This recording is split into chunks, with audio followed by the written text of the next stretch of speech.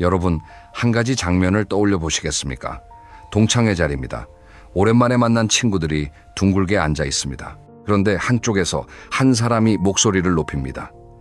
자기가 최근에 얼마짜리 차를 바꿨다는 이야기를 시작하더니 아들이 어디에 취직했다는 말까지 줄줄이 이어갑니다. 처음엔 다들 고개를 끄덕이다가 슬슬 눈빛이 달라집니다. 미소는 남아있는데 마음은 이미 떠난 거죠. 반대편에는 조용히 앉아서 남의 이야기에 고개를 끄덕이고 가끔 따뜻한 한마디를 건네는 분이 계십니다. 화려한 옷차림도 아닙니다. 그런데 묘하게 그 자리에서 가장 빛나는 사람은 바로 그분입니다. 모두가 그분 곁에서 편안함을 느끼거든요. 이 두 사람의 차이는 무엇일까요? 통장 잔고일까요? 학벌일까요? 아닙니다. 바로 한 끗 차이의 행동입니다. 나이가 들면 들수록 사람의 값어치를 결정하는 건 가진 것이 아니라 내려놓은 것에서 드러납니다. 오늘 이 이야기를 끝까지 들으시면 여러분은 한 가지 놀라운 사실을 발견하시게 됩니다. 우리가 무심코 하고 있던 행동들 중에 스스로의 품격을 갉아먹는 습관이 숨어 있다는 것을요. 그리고 그 습관을 알아차리는 것만으로도 여러분의 노후는 완전히 달라질 수 있습니다. 자, 지금부터 함께 시작해 보겠습니다. 먼저 한 가지 질문을 드리겠습니다. 품격이란 대체 무엇일까요? 사전을 찾아보면 사물이나 사람의 됨됨이라고 나와 있습니다. 그런데 이 정의만으로는 잘 와닿지 않습니다. 그래서 저는 품격을 이렇게 설명하고 싶습니다. 그 사람이 자리를 떠난 뒤에 남는 향기 같은 것이라고요. 향수를 생각해 보십시오. 좋은 향수는 뿌린 사람이 떠나도 은은하게 공간에 머뭅니다. 반대로 너무 진한 향수는 있을 때는 코가 찡하고 가고 나면 짜증이 남습니다. 사람도 마찬가지입니다. 누군가를 만나고 나서 기분이 좋아지는 사람이 있고 만나고 나면 왠지 피곤한 사람이 있습니다. 이 차이를 만드는 게 바로 품격입니다. 그런데 많은 분들이 품격을 외적인 것으로 오해하십니다.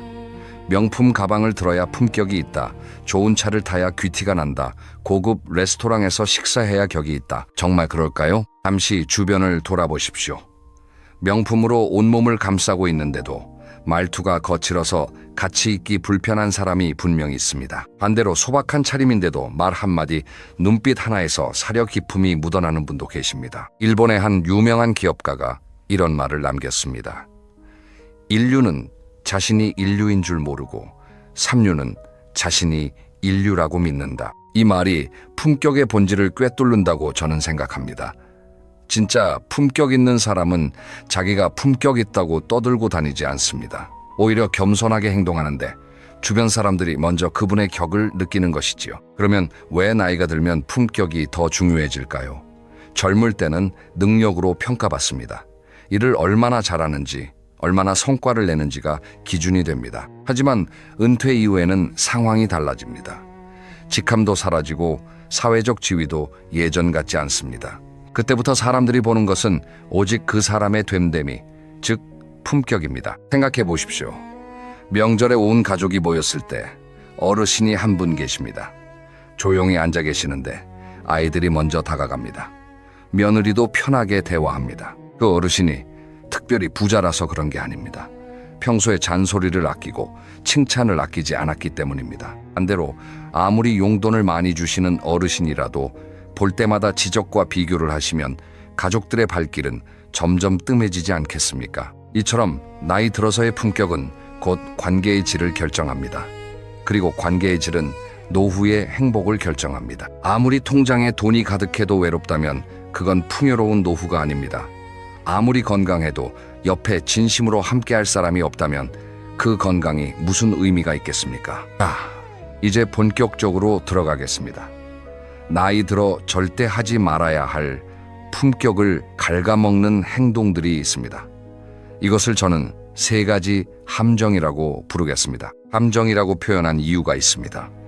이 행동들은 하는 본인은 잘 모릅니다. 마치 늪에 빠지듯이 조금씩 발을 들여놓다가 어느 순간 깊이 빠져있는 자신을 발견하게 되기 때문입니다. 첫 번째 함정부터 이야기하겠습니다.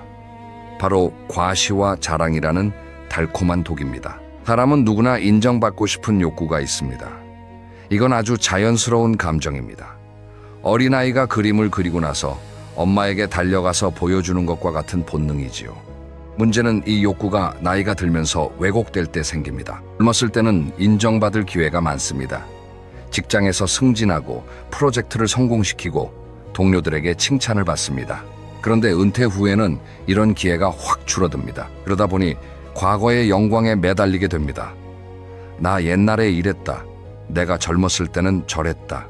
이런 이야기가 시작되는 겁니다. 여기서 한 가지 재미있는 실험을 소개해드리겠습니다. 미국의 한 심리학 연구팀이 이런 실험을 했습니다. 사람들을 두 그룹으로 나누었습니다. 한 그룹에는 자기 자랑을 마음껏 하라고 했고, 다른 그룹에는 상대방에 대한 관심을 표현하라고 했습니다. 그리고 나서 대화 상대에게 물었습니다. 누구와 다시 대화하고 싶은지를요. 결과는 압도적이었습니다. 자기 자랑을 한 사람보다 자기 이야기에 귀 기울여준 사람을 다시 만나고 싶다는 응답이 훨씬 많았습니다. 이게 무엇을 의미합니까? 자랑을 하는 사람은 기분이 좋을지 몰라도 듣는 사람은 피곤하다는 뜻입니다. 특히 나이 든 분이 자랑을 반복하면 주변 사람들은 어떻게 반응합니까? 대놓고 싫다고 하지는 못합니다.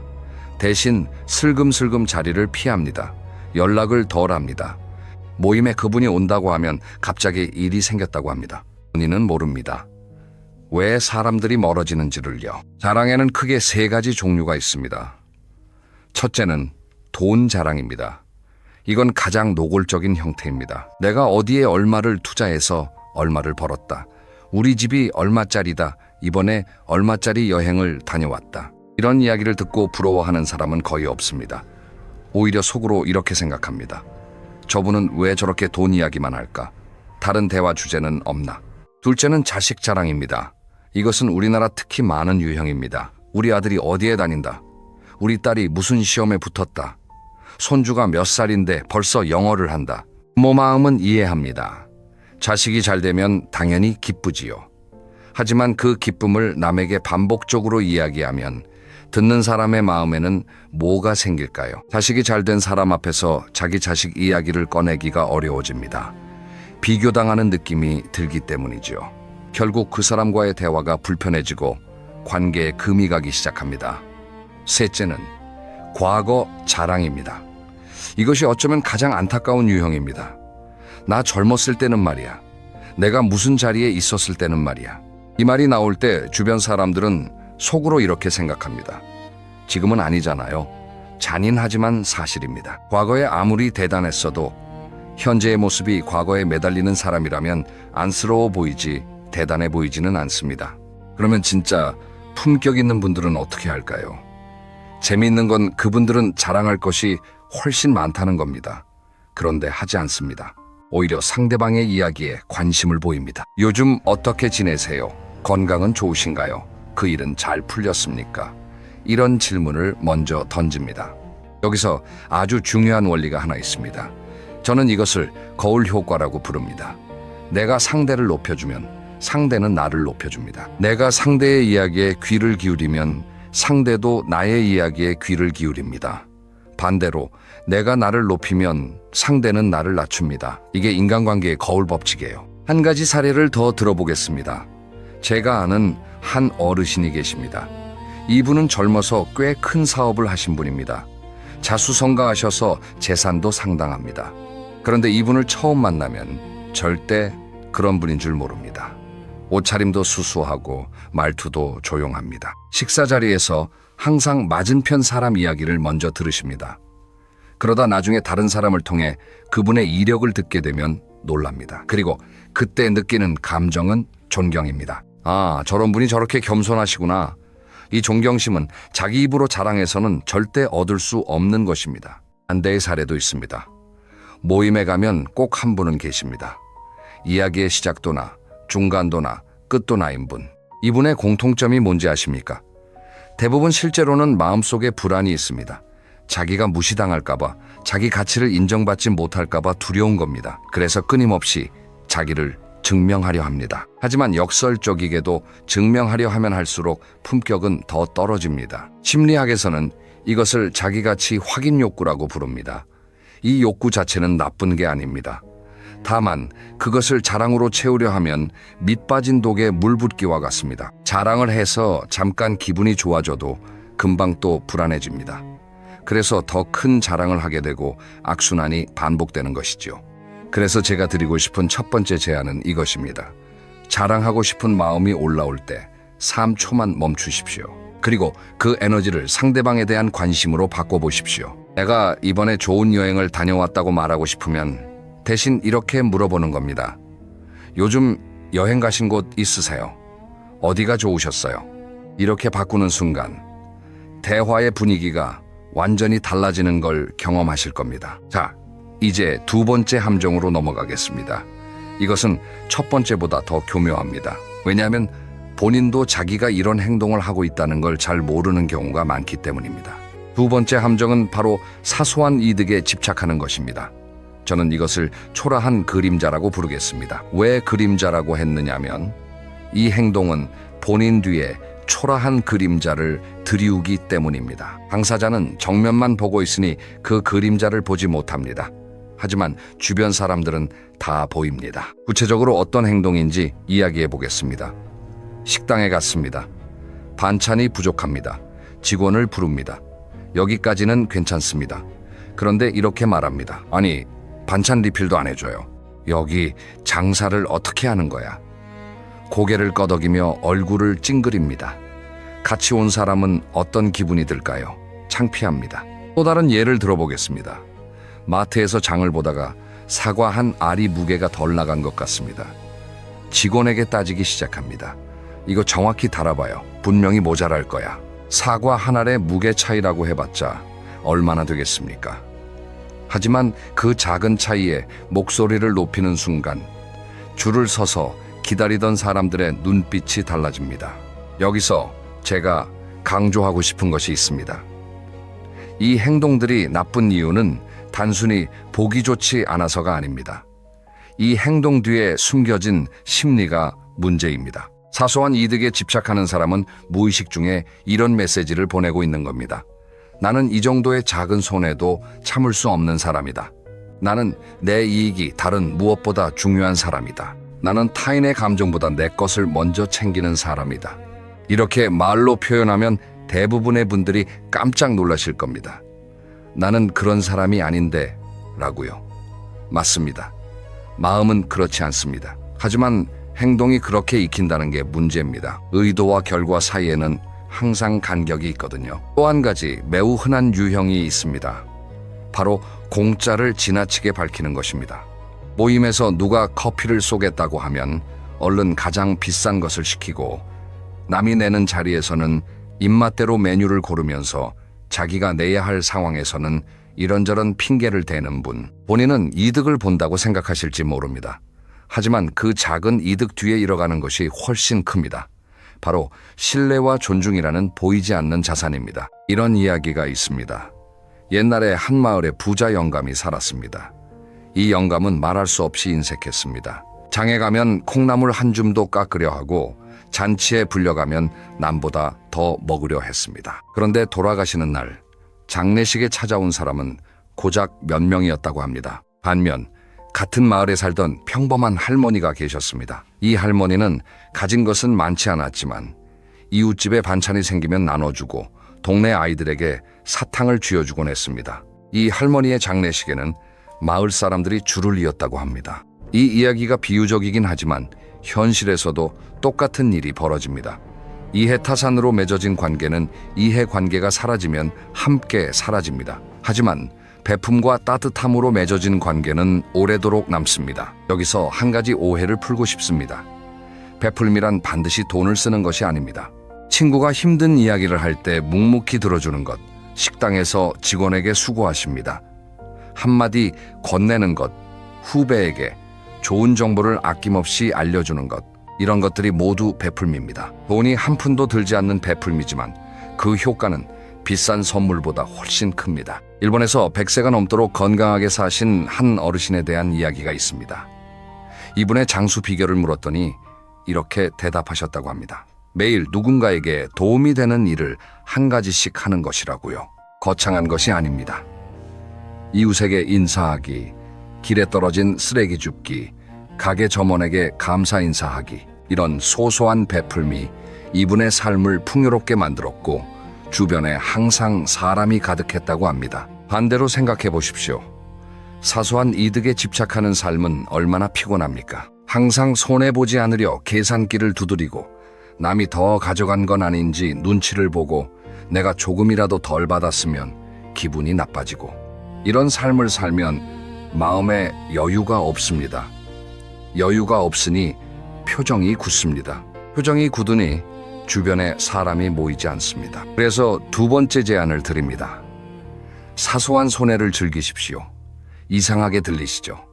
하지만 생각해보면 이치에 맞습니다. 커피 한 잔을 제가 사겠습니다 하고 먼저 꺼내보십시오. 택시비를 나누다가 이번에는 제가 내겠습니다 하고 선뜻 지갑을 여십시오. 이런 작은 손해가 돌아올 때는 신뢰와 호감이라는 이자가 붙어서 돌아옵니다. 세상에서 가장 이율이 높은 투자가 바로 베풀미라는 사실을 기억해 주십시오. 자, 여기까지 두 가지 함정을 이야기했습니다. 첫째는 과시와 자랑, 둘째는 사소한 이득에 대한 집착이었습니다. 그런데 이 두 가지보다 더 무서운 함정이 남아 있습니다. 왜 더 무서운지 아십니까? 이것은 한 번 저지르면 되돌리기가 거의 불가능하기 때문입니다. 상대방의 마음에 회복하기 어려운 상처를 남기기 때문입니다. 세 번째 함정은 바로 정돈되지 않은 말입니다. 저는 이것을 말이 남기는 상처라고 표현하겠습니다. 여러분, 한 가지 상상을 해보시겠습니까? 여기에 하얀 도화지가 있습니다. 깨끗합니다. 이 도화지의 못을 하나 빻습니다. 그리고 뽑습니다. 못은 빠졌습니다. 하지만 구멍은 남아 있습니다. 아무리 다림질을 해도 풀을 발라도 그 구멍은 완전히 사라지지 않습니다. 말이 바로 그렇습니다. 한번 내뱉은 거친 말은 상대의 마음에 구멍을 남깁니다. 나중에 아무리 사과해도 좋은 말을 해도 그 구멍은 흔적으로 남습니다. 특히 나이 든 분들의 거친 말이 무서운 이유가 있습니다. 인생 경험이 많은 분의 말은 무게가 있습니다. 좋은 말을 하면 큰 위로가 되지만 반대로 상처 주는 말을 하면 그 타격도 그만큼 큽니다. 윗사람이 야, 너는 왜 그것밖에 못하니? 라고 한마디 던지면 그게 가슴에 오래 박힙니다. 정돈되지 않은 말에는 여러 유형이 있습니다. 하나씩 살펴보겠습니다. 첫째, 험담입니다. 누군가의 뒤이야기를 하는 것이지요. 그 사람이 없는 자리에서 그 사람의 흉을 봅니다. 아, 그 사람 있잖아. 사실은 이러이러하대. 내가 들은 바로는 저러저러하다더라. 이런 이야기를 할 때 본인은 일종의 쾌감을 느낍니다. 왜냐하면 듣는 사람은 이렇게 생각하기 때문입니다. 이 사람이 나한테 남 이야기를 이렇게 하면 다른 데서는 내 이야기도 이렇게 하겠구나. 그 순간 신뢰가 무너집니다. 험담은 결국 자기 신용을 갉아먹는 행동입니다. 미국의 유명한 대통령이었던 분이 이런 말을 남겼습니다. 위대한 사람은 아이디어에 대해 이야기하고 보통 사람은 사건에 대해 이야기하고 작은 사람은 다른 사람에 대해 이야기한다고요. 이 말이 모든 걸 요약합니다. 대화의 주제가 어디에 머무느냐에 따라 그 사람의 격이 드러나는 것이지요. 둘째, 거친 말투입니다.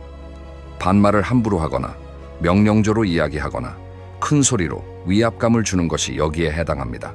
나이가 들면 사회적으로 윗사람이 되는 경우가 많습니다. 그러다 보니 자기도 모르게 말이 짧아지고 거칠어지는 경향이 있습니다. 이런 말투가 왜 문제일까요? 상대의 자존심을 건드리기 때문입니다. 특히 서비스업에 종사하는 분들에게 반말이나 명령조를 사용하면 그것은 나는 당신보다 위에 있다는 메시지를 보내는 것과 같습니다. 함께 있는 사람은 민망합니다. 그리고 속으로 생각합니다. 이분이 저 직원에게 저러면 언젠가 나한테도 저럴 수 있겠구나. 셋째, 지적과 충고의 남용입니다. 이것은 특히 부모와 자식 사이 또는 선배와 후배 사이에서 많이 나타납니다. 누가 물어보지도 않았는데 충고를 합니다. 너는 이렇게 해야 해. 내 경험상 그건 안 돼. 그건 잘못된 거야. 이런 말들이지요. 이 행동이 까다로운 이유는 하는 사람의 의도가 좋기 때문입니다. 진심으로 상대를 위해서 하는 말인 경우가 많습니다. 하지만 의도가 좋다고 해서 결과도 좋은 건 아닙니다. 요청하지 않은 충고는 대부분 상대방에게 잔소리로 들립니다. 여기서 한 가지 중요한 구분을 해야 합니다. 충고와 경청의 차이입니다. 자식이 고민을 이야기할 때 그래서 어떻게 하면 좋겠어요? 라고 물으면 그때 의견을 말씀하시면 됩니다. 그런데 자식이 그냥 힘든 이야기를 하고 있을 뿐인데 바로 해결책을 제시하면 어떻게 될까요? 자식은 이렇게 느낍니다. 부모님은 내 마음에는 관심이 없고 해결만 하려고 하시는구나. 마음이 다칩니다. 품격 있는 어르신들의 공통점을 관찰해보면 재미있는 발견이 있습니다. 이분들은 충고를 거의 하지 않습니다. 대신 질문을 합니다. 그래서 네 생각은 어떤데? 네가 보기엔 어떤 게 좋을 것 같아? 이렇게 물으면 상대방은 스스로 답을 찾아갑니다. 그리고 그 답을 찾는 과정에서 어르신의 지혜를 자연스럽게 느끼게 됩니다. 가르치지 않으면서 가르치는 것, 이것이야말로 최고의 격입니다. 넷째, 목소리 톤과 표정 관리입니다. 이건 많은 분들이 간과하시는 부분입니다. 같은 말이라도 어떤 톤으로, 어떤 표정으로 하느냐에 따라 전혀 다른 말이 됩니다. 예를 들어 보겠습니다. 괜찮아요 라는 말이 있습니다. 부드러운 톤으로 미소를 지으며 말하면 진심 어린 위로가 됩니다. 하지만 퉁명스러운 톤으로 무표정하게 말하면 관심 없다는 뜻으로 들립니다. 나이가 들면 표정 근육이 자연스럽게 처집니다. 그래서 아무 생각 없이 있어도 인상을 쓰고 있는 것처럼 보이는 경우가 있습니다. 이것 자체는 어쩔 수 없는 노화 현상이지만 의식적으로 표정을 관리하는 것은 가능합니다. 일부러 눈꼬리를 올리며 미소를 짓는 연습, 말할 때 상대방의 눈을 따뜻하게 바라보는 연습, 이런 작은 노력이 상대방이 느끼는 편안함을 크게 바꿉니다. 그래서 세 번째 제안을 드리겠습니다. 오늘 하루 내가 하는 말을 녹음해 보십시오. 스마트폰으로 아주 간단하게 할 수 있습니다. 그리고 저녁에 들어보시면 깜짝 놀라실 겁니다. 내가 이렇게 말했었나? 하는 부분이 반드시 있을 겁니다. 옛말에 이런 격언이 있습니다. 나이 들수록 입은 닫고 지갑은 열라. 이 말을 현대적으로 해석하면 이렇습니다. 쓸데없는 말, 상처 주는 말, 지시하는 말은 줄이고 대신 격려, 감사, 칭찬에는 인색하지 말라는 뜻입니다. 자, 여기까지 세 가지 함정을 모두 살펴보았습니다. 정리하면 이렇습니다. 첫째, 과시와 자랑이라는 달콤한 독. 둘째, 사소한 이득에 대한 집착이라는 초라한 그림자. 셋째, 정돈되지 않은 말이 남기는 상처. 이 세 가지를 피하는 것만으로도 여러분의 품격은 눈에 띄게 달라질 겁니다. 그런데 여기서 한 가지 더 깊이 들어가 보고 싶습니다. 함정을 피하는 것에서 그치지 말고 진짜 품격이 어디서 오는지를 이야기해 보겠습니다.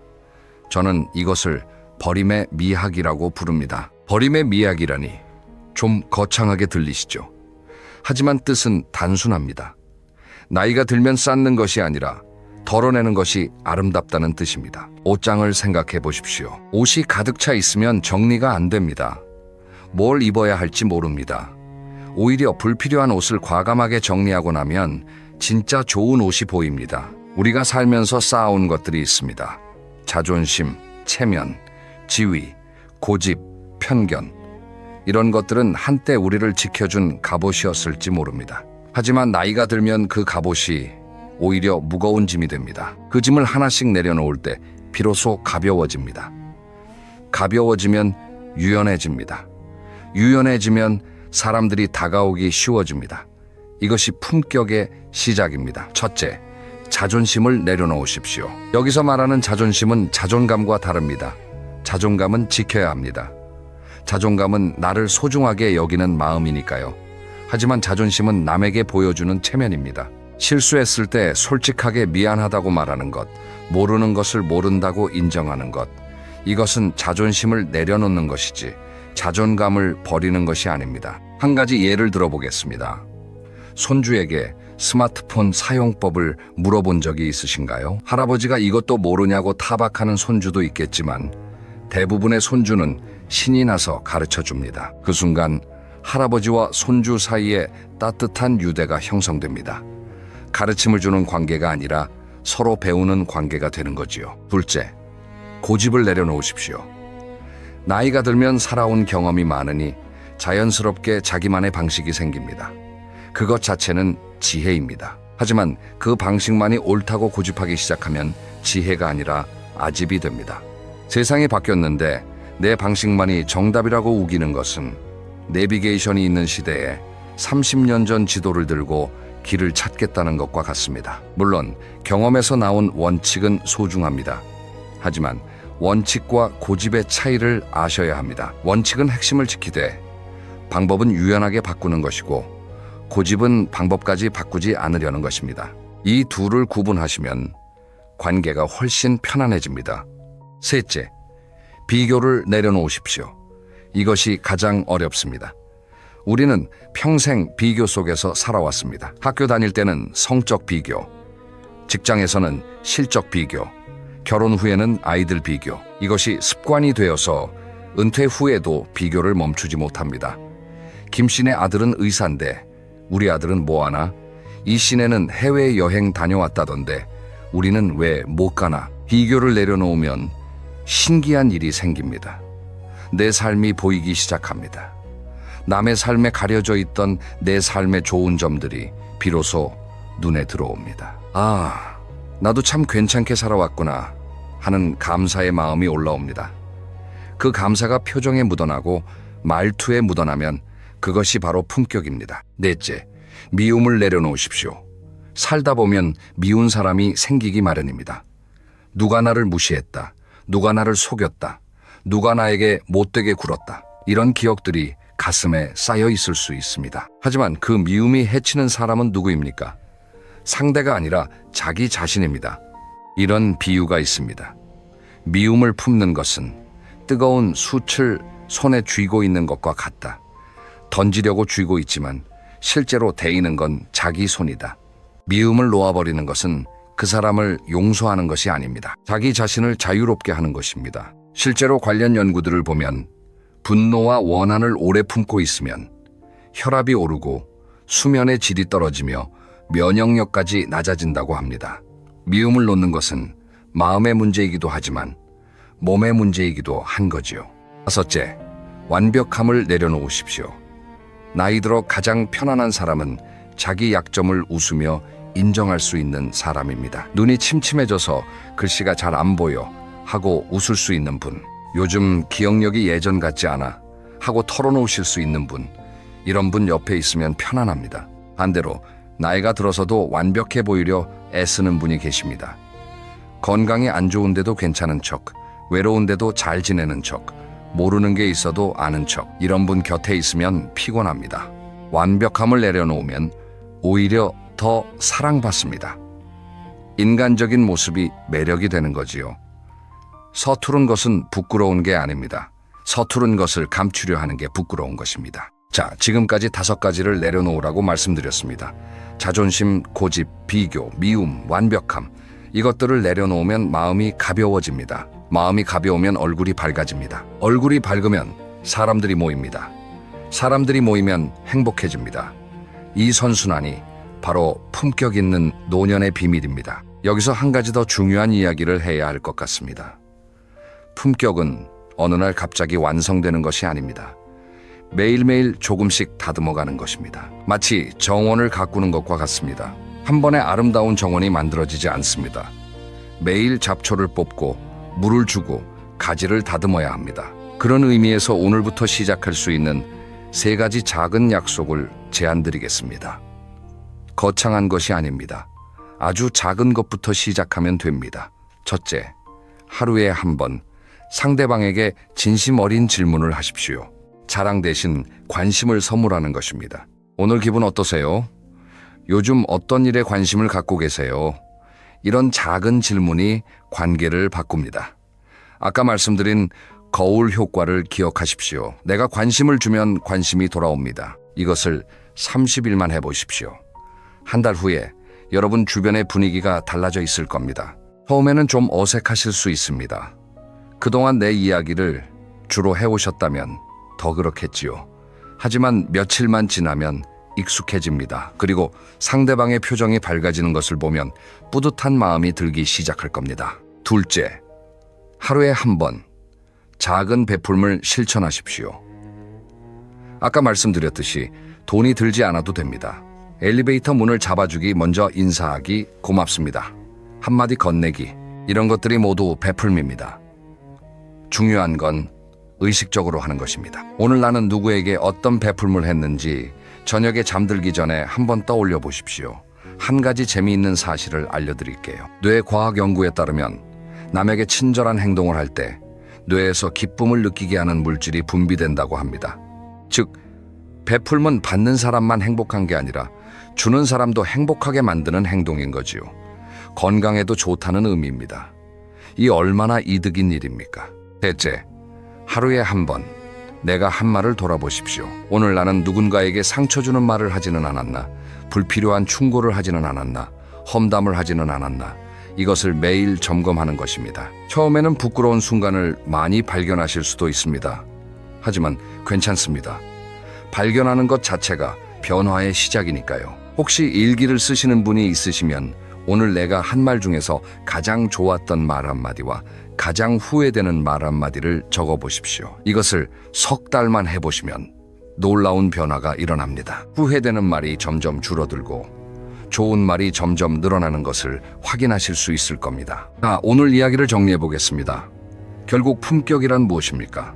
내가 가진 것이 아니라 내가 내려놓은 것에서 나옵니다. 과실을 내려놓으면 경청의 아름다움이 보입니다. 집착을 내려놓으면 베풀매 기쁨이 찾아옵니다. 거친 말을 내려놓으면 따뜻한 관계가 열립니다. 자존심을 내려놓으면 진짜 자존감이 빛납니다. 고집을 내려놓으면 유연한 지혜가 생깁니다. 비교를 내려놓으면 감사가 올라옵니다. 미움을 내려놓으면 마음이 자유로워집니다. 완벽함을 내려놓으면 인간적인 매력이 피어납니다. 이것이 품격의 비밀입니다. 쌓는 것이 아니라 덜어내는 것, 보여주는 것이 아니라 실천하는 것, 특별한 것이 아니라 일상적인 것. 한 가지 마지막 이야기를 드리고 싶습니다. 큰 나무를 생각해 보십시오. 큰 나무는 자기가 크다고 소리치지 않습니다. 그저 묵묵히 서 있을 뿐입니다. 하지만 지나가는 사람들은 그 나무 아래서 잠시 쉬어갑니다. 비가 오면 비를 피하고 햇볕이 뜨거우면 그늘을 찾습니다. 나무는 아무것도 요구하지 않습니다. 그저 그 자리에서 그늘을 내어줄 뿐입니다. 품격 있는 사람이 바로 이와 같다고 저는 생각합니다. 자기를 내세우지 않지만 곁에 있으면 편안하고 떠나면 그리운 사람. 그런 사람이 되는 것, 그것이 가장 멋진 노년의 모습이 아닐까요? 오늘 이 이야기가 여러분의 마음에 작은 씨앗이 되었으면 좋겠습니다. 그 씨앗이 자라서 여러분의 일상 속에서 작은 변화를 만들어내길 바랍니다. 당장 내일부터 완전히 달라지실 필요는 없습니다. 오늘 하루 딱 한 가지만 해보십시오. 자랑 대신 질문을, 지적 대신 칭찬을, 거친 말 대신 따뜻한 한마디를요. 여러분이 생각하는 가장 멋진 노인의 모습은 어떤 것인지 궁금합니다. 그리고 혹시 오늘 이야기가 도움이 되셨다면 주변의 소중한 분에게도 함께 나눠주시면 감사하겠습니다. 다음 시간에는 나이 들수록 더 빛나는 사람들이 매일 실천하는 아침 습관에 대해 이야기해 보겠습니다. 그러면 오늘도 품격 있는 하루 보내시길 바랍니다. 감사합니다. 여러분, 한 가지 질문을 드리면서 시작할게요. 올해 80세가 된 어르신이 계시다고 해봅시다. 이분이 앞으로 5년만 더 건강하게 사실 수 있다면 85세까지 사시는 거잖아요. 고작 5년 별거 아닌 것 같죠? 그런데 현실은 어떨까요? 이 5년이라는 시간 생각보다 정말 넘기 어렵습니다. 통계를 한번 볼까요? 우리나라 사람의 기대 수명은 지금 83.5세입니다. 경제협력개발기구 OECD 국가 가운데서도 상위권이에요.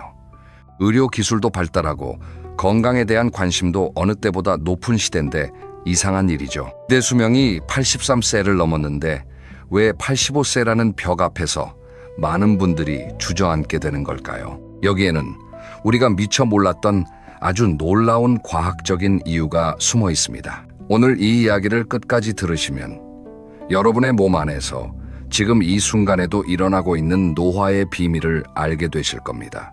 그리고 그 비밀을 알게 되면 어떻게 하면 그 벽을 넘을 수 있는지 구체적인 방법까지도 함께 가져가실 수 있어요. 그러면 지금부터 본격적으로 들어가 보겠습니다. 먼저 우리 몸 안에 숨겨진 놀라운 장치 하나를 소개해 드릴게요.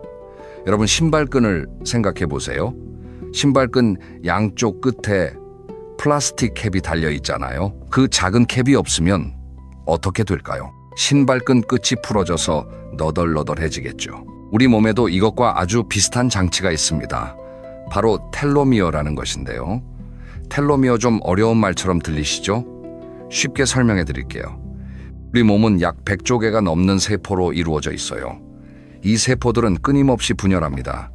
낡은 세포가 죽으면 새로운 세포가 태어나서 그 자리를 채우는 거예요. 피부에 상처가 나도 며칠 지나면 아무는 것, 그게 바로 세포가 열심히 분열해서 새 세포를 만들어낸 덕분이에요. 그런데 세포가 분열할 때마다 한 가지 문제가 생깁니다. 세포 안에 있는 유전 정보 DNA도 함께 복제가 되어야 하잖아요. 그런데 이 복제 과정에서 DNA의 끝부분이 조금씩, 아주 조금씩 짧아져요. 마치 복사기로 문서를 복사하는데 복사할 때마다 문서의 맨 아랫줄이 한 줄씩 잘려나가는 것과 비슷합니다. 만약 이렇게 줄어드는 부분이 중요한 유전 정보가 들어있는 부분이라면 어떻게 되겠어요? 큰일 나겠죠. 그래서 우리 몸은 아주 기가 막힌 방법을 썼어요. DNA의 양쪽 끝에 완충지대를 만들어 놓은 겁니다. 이 완충지대가 바로 텔로미어예요. 신발끈 끝에 플라스틱 캡처럼 텔로미어가 DNA의 끝을 감싸서 중요한 유전 정보가 손상되지 않도록 보호하는 거죠. 문제는 이 텔로미어가 무한하지 않다는 것입니다. 세포가 한 번 분열할 때마다 텔로미어의 길이가 50개에서 200개 정도의 DNA 조각만큼 짧아져요. 처음에는 텔로미어가 넉넉하니까 괜찮습니다. 하지만 세포가 계속 분열하다 보면 어느 순간 텔로미어가 너무 짧아져서 더 이상 보호 기능을 할 수 없게 됩니다. 그 순간이 오면 어떻게 될까요? 세포는 분열을 멈춥니다. 더 이상 새로운 세포를 만들어내지 못하는 거예요. 이걸 과학에서는 헤이플릭 한계라고 부릅니다.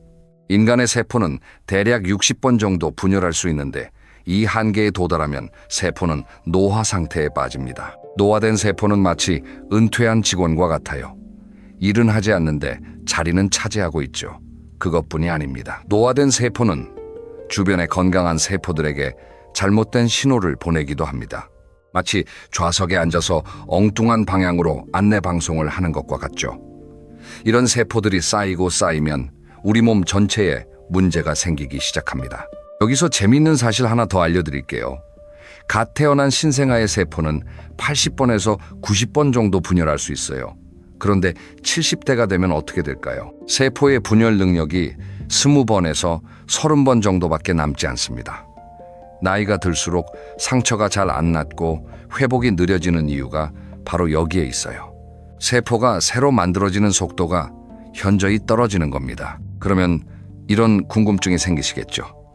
텔로미어를 길게 유지하면 오래 살 수 있지 않을까? 네 과학자들도 같은 생각을 했습니다. 실제로 2009년에 텔로미어 연구로 노벨 생리의학상을 받은 엘리자베스 블랙번 박사가 있어요. 이분이 텔로머레이스라는 효소를 발견했는데 이 효소가 하는 일이 바로 텔로미어를 다시 늘려주는 것입니다. 그런데 여기에 아주 무서운 함정이 있어요. 이 텔로머레이스가 가장 활발하게 활동하는 세포가 뭔지 아세요? 바로 암세포입니다. 암세포는 이 효소를 이용해서 텔로미어가 짧아지는 걸 막고 끝없이 분열합니다. 그래서 암세포가 죽지 않고 계속 자라나는 거예요. 텔로미어를 인위적으로 늘리는 것은 곧 암의 위험을 높이는 것과도 같은 셈이죠. 결국 텔로미어는 우리 몸이 정한 일종의 수명 시계입니다. 이 시계가 멈추면 세포의 삶도 멈추고 세포의 삶이 멈추면 결국 우리 몸 전체가 서서히 멈춰가는 겁니다. 이것이 85세라는 벽을 만드는 첫 번째 비밀이에요. 자, 그런데 여기서 또 하나 놀라운 사실을 알려드려야 합니다. 많은 분들이 노화가 매일 조금씩 일정한 속도로 진행된다고 생각하세요. 마치 매일 한 발짝씩 내리막길을 걸어가는 것처럼요. 그런데 과학자들이 밝힌 진실은 전혀 다릅니다. 미국 스탠퍼드 대학교 연구팀이 아주 흥미로운 연구를 했어요. 18살부터 95살까지 4,263명의 혈액을 분석했습니다. 혈장 속에 있는 2,925가지의 단백질을 조사한 거예요. 그랬더니 놀라운 결과가 나왔습니다. 노화가 일정한 속도로 진행되는 게 아니라 특정한 나이에 급격하게 가속된다는 거예요. 그 나이가 언제냐? 34살, 60살, 78살 이 세 시점에서 몸 안의 단백질 수치가 확 바뀝니다. 마치 누군가가 노아 버튼을 눌러놓은 것처럼요. 서서히 경사가 완만하던 내리막길이 갑자기 절벽으로 바뀌는 느낌이라고 할까요? 34살이라니 아직 젊은 나이 아니냐고요? 물론 34살에 갑자기 노인이 되는 건 아닙니다. 하지만 이때부터 몸 안에서 변화가 시작돼요. 뇌에서는 20살이 지나면 신경세포가 줄어들기 시작하고 50살이 되면 뇌의 혈류와 무게가 20%나 감소합니다. 특히 피부가 가장 먼저 신호를 보내죠. 콜라겐, 이게 피부를 탄탄하게 잡아주는 단백질인데요. 이 콜라겐이 줄어들기 시작합니다. 피부 아래의 지방층도 얇아져요. 그래서 주름이 생기고 피부가 처지기 시작하는 거예요. 하지만 이건 눈에 보이는 변화일 뿐이에요. 눈에 보이지 않는 곳에서는 훨씬 더 중요한 변화가 일어나고 있습니다. 그리고 60살. 이 시점이 정말 중요합니다. 이때부터는 변화의 속도가 확 빨라져요. 근육량이 눈에 띄게 줄어들고 뼈가 약해지고 면역 기능이 떨어집니다. 70세가 되면 20대 청년 시절에 비해서 근육량은 크게 감소하고 반면에 지방은 2배 이상 늘어납니다. 특히 복부 안쪽에 내장 지방이 쌓이기 시작해요. 그리고 마지막 78살. 이 세 번째 급락 지점이 85, 새벽과 직접적으로 연결됩니다. 78살 전후로 몸 안에서 일어나는 변화는 마치 건물의 기둥이 동시에 흔들리는 것과 같아요. 심장, 뇌 근육, 뼈 면역 체계, 이 모든 것이 한꺼번에 약해지기 시작하는 거죠. 더 최근에 나온 연구 결과도 있어요. 2024년에 역시 스탠퍼드 대학교 의과대학 연구팀이 발표한 논문에서는 44살과 60살 전후에 분자 수준의 변화가 폭발적으로 일어난다는 결과를 내놓았습니다. 25세부터 75세까지 남녀 108명의 분자를 분석한 결과인데요. 시간에 따라 천천히 변하는 게 아니라 중년과 노년 초입에서 변화가 한꺼번에 몰아친다는 겁니다. 처음에는 여성의 갱년기 때문에 그런가 추정했는데 남성만 따로 분석해도 같은 패턴이 나왔어요. 결국 노화는 계단을 내려가는 것과 비슷합니다. 평탄한 길을 걷다가 갑자기 계단을 만나서 쿵 내려가고 또 평탄한 길을 걷다가 다시 계단을 만나서 쿵 내려가고 이 계단이 60살, 78살에 연달아 나타나니까 85세 즈음에는 이미 여러 번의 급락을 겪은 상태가 되는 거예요. 그러면 이 계단을 알고 나니까 이런 생각이 드시죠? 계단이 나타나기 전에 미리 대비하면 되지 않을까? 맞습니다. 바로 그거예요. 하지만 대비를 하려면 먼저 적을 알아야 합니다. 85. 새벽을 넘지 못하게 만드는 우리 몸의 변화가 구체적으로 뭔지 하나하나 짚어보겠습니다. 첫째, 심장과 혈관의 변화입니다. 나이가 들면 심장벽이 두꺼워지고 심장이 커집니다. 이건 좋은 의미에서 커지는 게 아니에요. 심장 근육이 탄력을 잃으면서 비대해지는 거예요. 혈관도 마찬가지입니다. 혈관벽이 두꺼워지고 딱딱해져요. 고무옷을 오래 쓰면 딱딱해지고 잘 늘어나지 않는 것처럼 우리 혈관도 그렇게 변합니다. 그 결과 어떻게 될까요?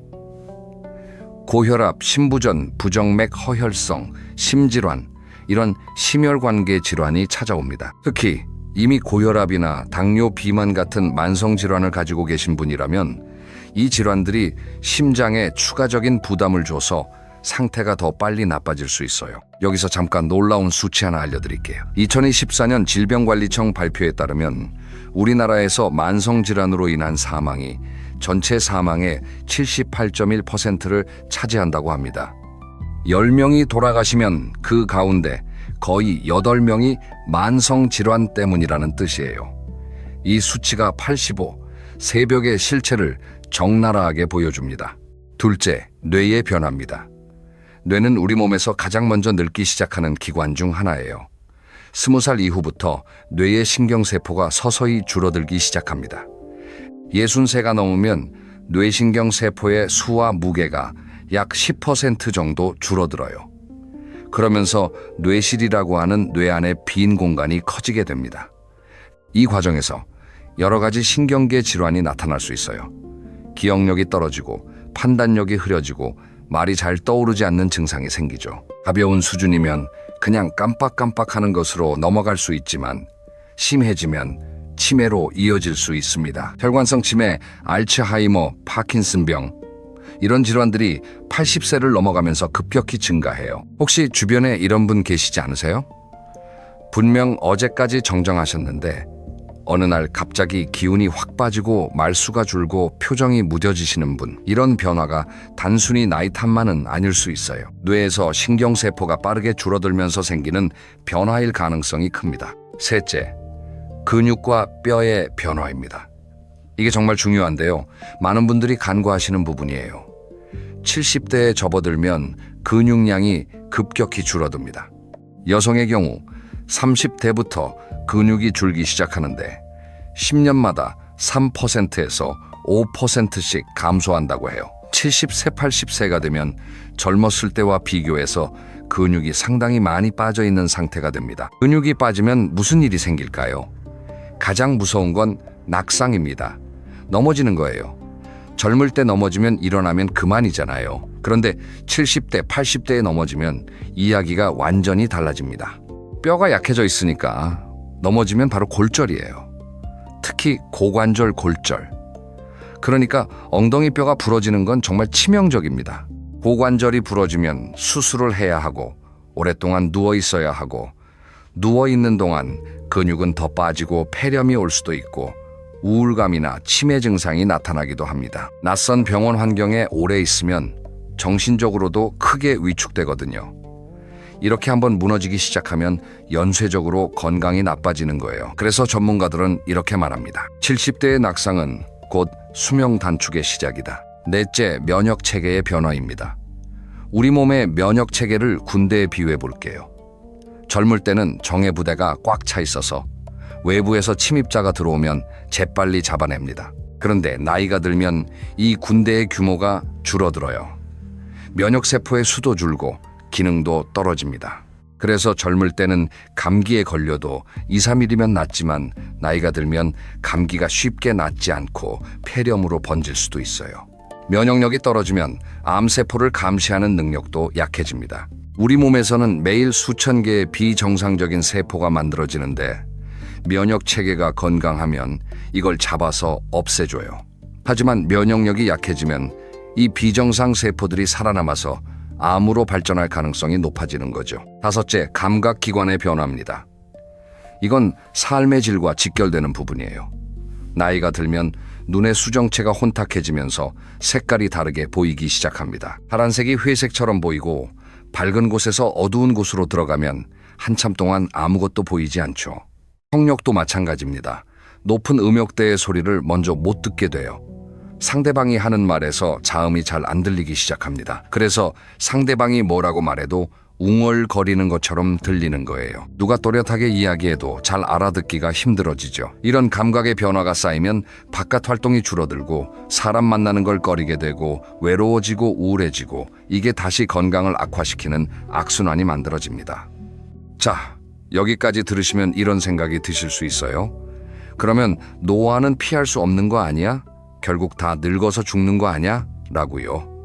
맞습니다. 노화 자체를 완전히 막을 수는 없어요. 하지만 속도를 늦출 수는 있습니다.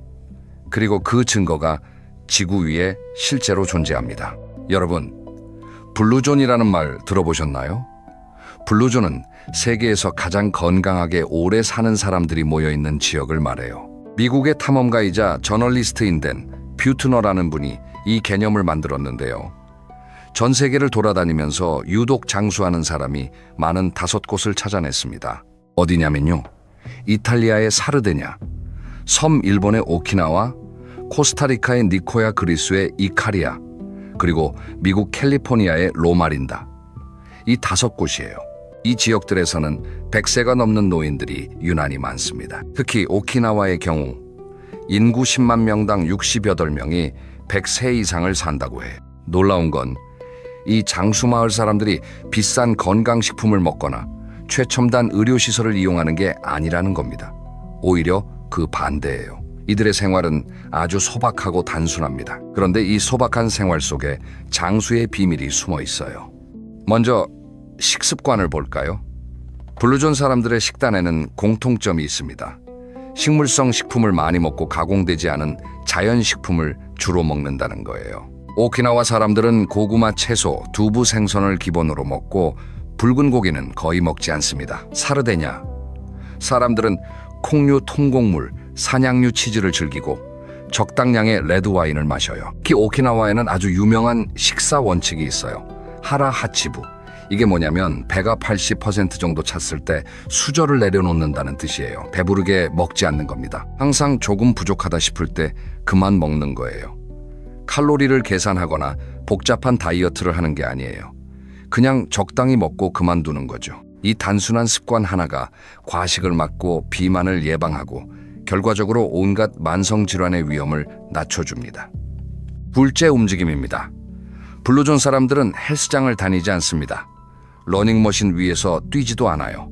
대신 이들은 하루 종일 자연스럽게 움직입니다. 텃밭을 가꾸고 언덕길을 오르내리고 동네 마을을 걸어다니고 정원에서 흙을 만집니다. 이걸 니트라고 부르는데요. 운동이 아닌 일상적인 활동에서 소모되는 에너지를 말합니다. 여기서 특히 주목할 건 정원 가꾸기예요. 오키나와의 100세 이상 노인 가운데 거의 대부분이 정원을 가꾼 경험이 있다고 해요. 정원 가꾸기는 허리를 굽히고 흙을 파고 물을 주고 잡초를 뽑는 과정에서 자연스럽게 전신 운동이 됩니다. 격렬하지 않으면서도 관절과 근육을 꾸준히 쓰게 되죠. 게다가 흙을 만지고 햇볕을 쬐면서 정서적으로도 안정이 됩니다. 셋째, 삶의 목적입니다. 이게 정말 중요해요. 오키나와에는 이키가이라는 말이 있습니다. 우리말로 하면 살아가는 이유, 아침에 눈을 떠야 하는 이유 정도가 될 거예요. 오키나와에서는 은퇴라는 개념이 거의 없다고 해요. 나이가 들어서도 무언가 할 일이 있고 자기가 필요한 존재라는 느낌을 갖고 살아갑니다. 이게 왜 중요하냐면 삶의 목적이 사라지면 사람은 급격히 무너지기 때문이에요. 은퇴 후에 갑자기 할 일이 없어진 분들 중에 건강이 급속도로 나빠지는 경우를 주변에서 종종 보셨을 거예요. 아침에 일어날 이유가 없으니까 점점 누워있는 시간이 길어지고 활동량이 줄고 근육이 빠지고 우울해지고 건강이 나빠지는 악순환에 빠지는 거죠. 넷째, 사회적 유대감입니다. 블루존 사람들은 혼자 살지 않습니다. 가족과 함께 식사하고 이웃과 수시로 만나서 이야기를 나누고 공동체 안에서 서로를 돌봅니다. 오키나와에는 모아이라는 전통이 있어요. 어릴 때부터 5명 정도가 한 그룹을 만들어서 평생 서로 돕고 함께 살아가는 거예요. 외로움이 건강에 얼마나 나쁜지 아세요? 여러 연구에 따르면 만성적인 외로움은 하루에 담배 15개비를 피우는 것과 맞먹는 수준으로 건강에 해롭다고 합니다. 사람은 혼자 있으면 스트레스 호르몬이 올라가고 면역력이 떨어지고 심혈관 질환의 위험이 높아져요. 반대로 따뜻한 관계 속에 있으면 스트레스가 줄고 염증 반응이 낮아지고 면역력이 올라갑니다. 우리나라 전남대병원에서 진행한 100세인 연구에서도 비슷한 결과가 나왔어요. 100세가 넘도록 건강하게 사시는 분들의 공통점 중 하나가 바로 긍정적인 태도와 사회적 관계 유지였습니다. 만성질환을 한두 가지 갖고 계시면서도 스스로를 건강하다고 느끼는 분들이 실제로 더 오래 사시더라는 거예요. 마지막 5째, 스트레스 관리입니다. 블루존 사람들이라고 해서 스트레스가 없는 건 아니에요. 하지만 이들에게는 스트레스를 해소하는 나름의 방법이 있습니다. 오키나와 사람들은 매일 오후에 잠깐 낮잠을 잡니다. 사르데냐 사람들은 친구들과 모여 와인을 마시면서 웃고 떠들어요. 이카리아 사람들은 밤늦게까지 이웃과 함께 게임을 하며 즐거운 시간을 보냅니다. 이런 습관들이 만성 스트레스를 줄여줍니다. 스트레스가 만성이 되면 우리 몸에 만성 염증을 일으키는데 이 만성 염증이야말로 노화를 가속하는 가장 강력한 촉매예요. 텔로미어를 빠르게 닳게 하는 주범 중 하나도 바로 이 만성 스트레스입니다. 자, 여기까지 블루존의 비밀을 살펴봤으니 이제 가장 중요한 부분으로 넘어가겠습니다. 우리가 오늘부터 당장 실천할 수 있는 것들이에요. 85세 벽을 넘기 위한 7가지 생활 습관 하나씩 짚어드릴 테니까 잘 들어주세요. 첫째, 걸으세요. 하루에 30분만 걸으시면 됩니다.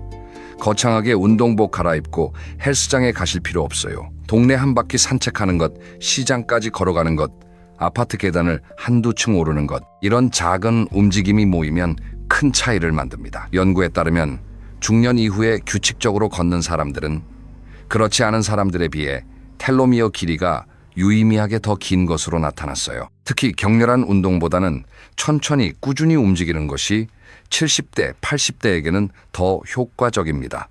너무 세게 운동하면 오히려 관절이 망가지거나 부상의 위험이 있으니까요. 태극권이나 수중 걷기 같은 부드러운 운동을 전문가들이 추천하는 이유도 여기에 있어요. 둘째, 단백질을 드세요. 나이가 들수록 근육이 빠지잖아요.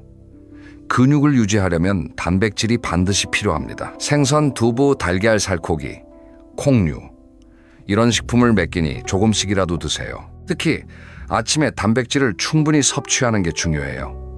밤사이 오랫동안 영양 공급이 끊겼던 근육에 아침부터 양질의 단백질을 넣어주는 거죠. 나이 드신 분들 중에 고기를 멀리 하시는 분들이 계세요. 콜레스테롤이 걱정돼서, 혈압이 걱정돼서요. 물론 과하게 드시면 안 되지만 적당한 양의 고기는 오히려 드시는 게 좋습니다. 고기를 먹으면 남성 호르몬 생성에 도움이 되고 이게 의욕과 활동량을 유지하는 데 효과적이에요. 셋째, 잠을 충분히 주무세요.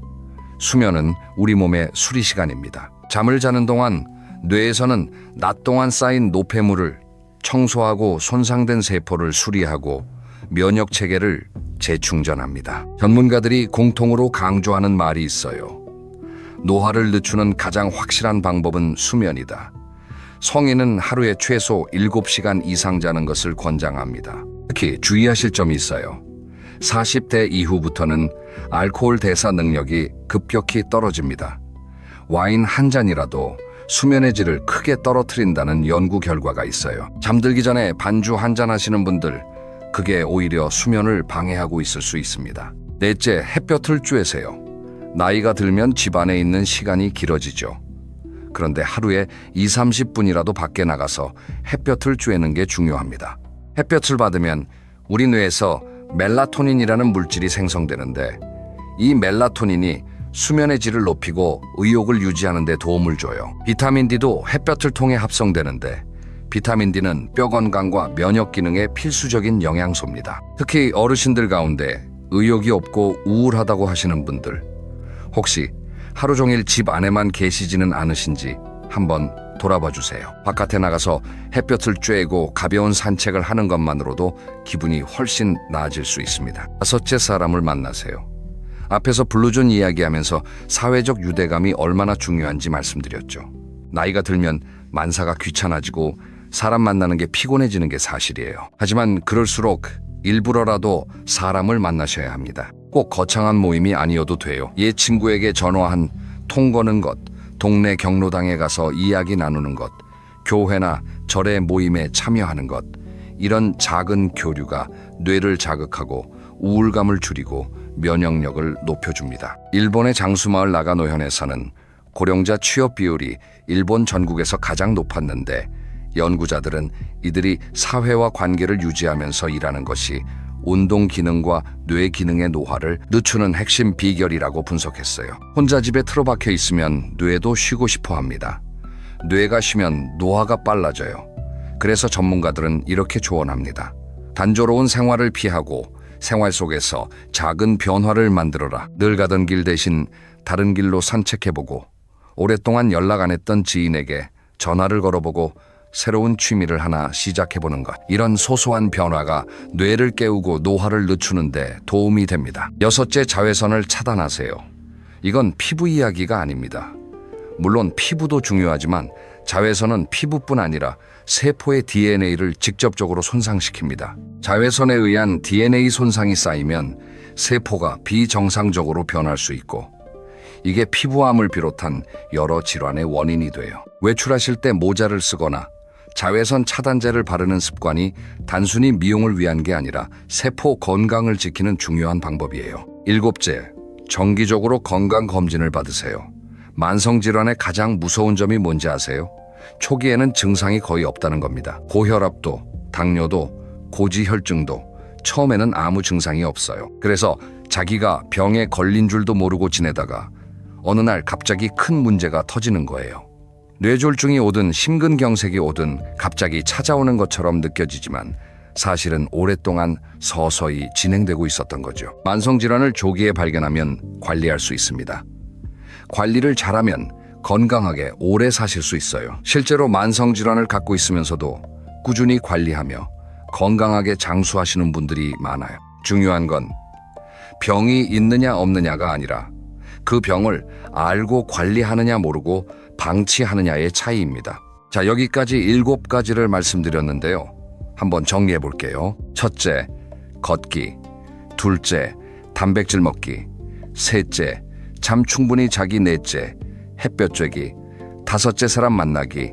여섯째, 자외선 차단. 일곱째, 정기검진. 어떠세요? 하나도 어려운 게 없죠. 돈이 많이 드는 것도 아니고 특별한 장비가 필요한 것도 아니에요. 전부 다 오늘 당장 시작할 수 있는 것들입니다. 이제 오늘 이야기를 마무리할 시간이 왔습니다. 처음에 제가 질문 하나로 시작했었죠. 왜 대부분의 사람이 85세를 넘기기 힘든 것일까? 그 답을 정리해보면 이렇습니다. 우리 몸 안에는 텔로미어라는 세포의 생명시계가 있는데 이 시계가 세포 분열의 한계를 정해놓고 있습니다.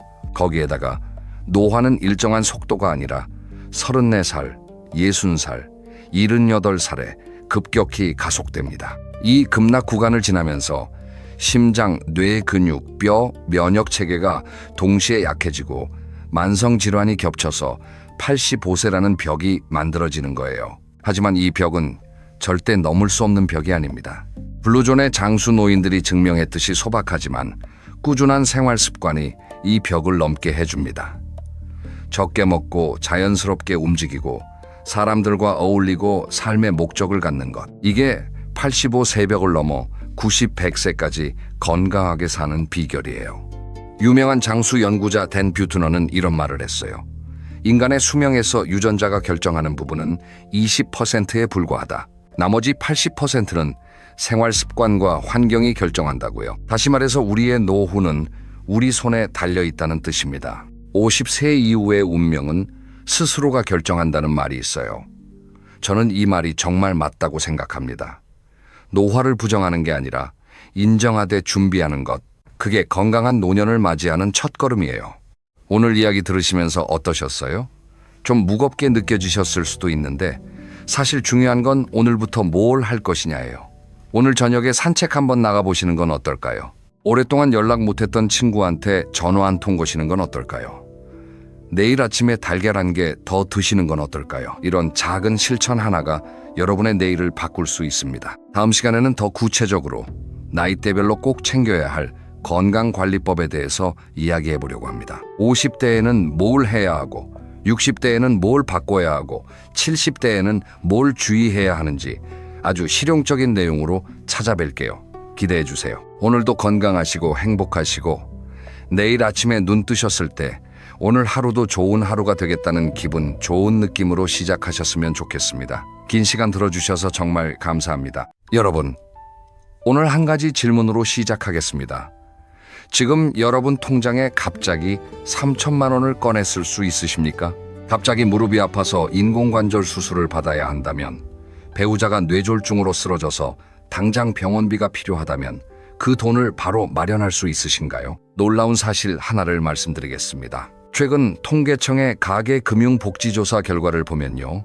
70대 고령 가구 10가구 중 4가구 이상은 저축액이 1,000만 원도 채 되지 않았습니다. 1,000만 원에서 3,000만 원 사이인 가구까지 합치면 무려 10가구 중 6가구 이상이 당장 급한 일이 생겼을 때 쓸 수 있는 현금 3,000만 원이 통장에 없다는 겁니다. 그런데 참 이상한 일이죠. 이분들이 재산이 없는 분들이 아닙니다. 아파트 한 채, 작은 빌라 한 채라도 가지고 계신 분들이 대부분이에요. 재산은 있는데 정작 지갑은 텅 비어 있는 겁니다. 이게 바로 오늘 제가 여러분께 꼭 드리고 싶은 이야기입니다.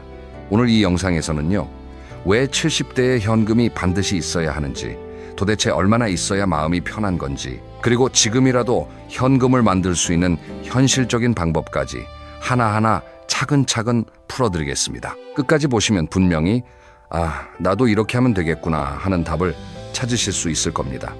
자, 그럼 시작하겠습니다. 첫 번째 이야기입니다. 집은 있는데 왜 가난할까? 하우스 리치, 캐시푸어의 함정이라는 주제로 말씀드리겠습니다. 하우스 리치, 캐시푸어, 영어로 들으면 좀 어렵게 느껴지실 수 있는데요. 쉽게 말하면 이겁니다. 집부자인데 현금 거지. 좀 거친 표현이지만 우리나라 70대 어르신들의 현실을 가장 정확하게 표현하는 말입니다. 여러분, 냉장고를 한번 떠올려 보십시오. 냉장고가 꽉 차 있으면 마음이 든든하잖아요. 그런데 만약 냉장고 안에 있는 게 전부 얼어붙은 덩어리라서 당장 오늘 저녁 밥상에 올릴 수 있는 게 아무것도 없다면 어떨까요? 배는 고픈데 먹을 건 없는 거예요. 지금 우리나라 70대의 많은 분들의 자산 상황이 딱 이렇습니다. 하나금융그룹이 발표한 보고서를 보면요. 우리나라 60세 이상 고령층의 자산 중에서 약 85%가 부동산에 쏠려 있다고 합니다. 85%라니 거의 다 집이랑 땅에 묶여 있는 거예요. 금융자산. 그러니까 통장에 들어있는 돈이나 주식이나 보험 같은 건 고작 15% 남짓에 불과합니다. 이걸 좀 더 쉽게 설명해 드릴게요. 예를 들어 김 할아버지가 전체 재산이 3억 원이라고 해봅시다. 그중에 2억 5,500만 원이 아파트 한 채에 묶여 있고 실제로 통장에 들어있는 돈은 4,500만 원 정도밖에 안 되는 겁니다. 그런데 이 4,500만 원 중에서도 보험이니 적금이니 이것저것 빼면 당장 쓸 수 있는 현금은 정말 얼마 안 됩니다. 이게 미국이나 일본 같은 나라하고 비교하면 정말 차이가 크거든요. 미국 같은 경우는 고령층 자산에서 부동산이 차지하는 비중이 30에서 40% 정도이고요. 일본도 50에서 60% 수준입니다. 우리나라는 80%가 넘으니까 선진국에 비해서 부동산 쏠림이 유독 심한 거예요. 왜 이렇게 됐을까요? 여러 가지 이유가 있지만 가장 큰 건 우리 세대의 경험 때문입니다. 우리나라가 고도 경제 성장을 하던 시절에는 집을 사면 가격이 올랐어요. 내 집 마련이 곧 재테크였고 부동산이 가장 안전한 자산이라는 믿음이 뼛속까지 박혀 있습니다. 게다가 자녀들 교육비, 결혼자금 이런 것들을 다 대느라 현금은 계속 빠져나갔지만 집만은 꼭 붙들고 있었던 거죠. 그런데 문제는요. 70대가 되면 상황이 완전히 달라진다는 겁니다. 일을 해서 돈을 벌던 시절이 끝나고 매달 들어오는 수입은 뚝 끊기는데 나가는 돈은 오히려 늘어납니다. 병원비, 약값, 관리비, 생활비 이런 것들이 매달 빠져나가는데 정작 통장에는 돈이 없으니까 불안해지는 거예요. 여러분, 기업에서도 이런 일이 벌어집니다. 재산은 많은데 당장 쓸 현금이 없어서 문을 닫는 회사를 뭐라고 하는지 아시죠? 흑자도산이라고 합니다. 장부상으로는 돈을 벌고 있는데 실제로 직원들 월급 줄 돈이 없어서 망하는 거예요. 우리 가정도 마찬가지입니다. 집이 3억, 5억이어도 매달 필요한 생활비를 마련하지 못하면 그건 사실상 파산과 다를 바 없는 겁니다. 2024년 가계금융복지조사 결과를 보면 은퇴 가구 중에서 생활비가 부족하다고 느끼는 비율이 57%에 달했습니다. 10명 중 6명 가까이가 매달 생활비가 모자라다고 느끼고 있는 거예요. 집은 있는데 돈이 없다. 이 한 문장이 지금 우리나라 70대의 가장 아픈 현실입니다. 그리고 또 하나 중요한 게 있습니다. 70대가 되면 부동산을 팔고 싶어도 쉽게 팔 수가 없어요. 일단 수십 년 살아온 동네를 떠나기가 쉽지 않잖아요. 병원도 가깝고 이웃도 익숙하고 매일 다니던 산책길도 있고 거기다 집을 팔면 양도세, 취득세 같은 세금이 나가고 이사 비용도 만만치 않습니다. 작은 집으로 옮기고 싶어도 70대가 선호하는 엘리베이터 있는 소형 주택은 공급 자체가 부족하다고 합니다. 그러니까 정리하면 이렇습니다. 우리나라 70대 어르신들은 재산은 있는데 그 재산의 대부분이 부동산에 꽁꽁 묶여 있어서 정작 매달 필요한 생활비와 비상금을 마련하기가 너무 어려운 상황이라는 겁니다. 이게 바로 현금이 왜 중요한지를 말해주는 첫 번째 이유입니다. 자, 그러면 두 번째 이야기로 넘어가겠습니다. 70대에 돈이 급하게 필요한 순간들, 어떤 것들이 있을까요?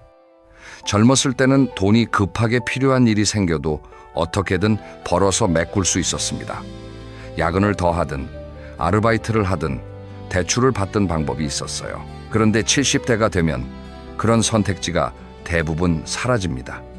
소득은 끊겼고 은행에서 대출을 해주려고 하지도 않아요. 바로 이 점이 70대의 현금을 갖고 있어야 하는 핵심적인 이유입니다. 첫째, 의료비 폭탄입니다. 이건 정말 아무리 강조해도 모자랍니다. 70대에 가장 무서운 게 뭐냐고 물으면 많은 분들이 병이라고 대답하시는데요.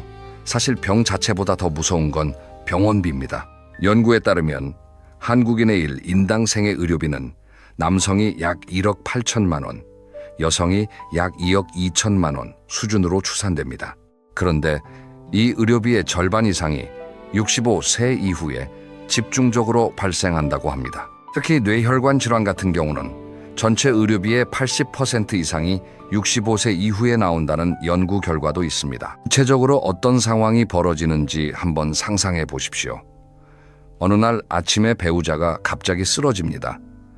구급차를 타고 응급실에 갔더니 뇌경색이래요. 수술을 해야 하고 중환자실에 들어가야 합니다. 건강보험이 있으니까 전부 다 나라에서 내주는 거 아니야, 이렇게 생각하시는 분들 계시죠?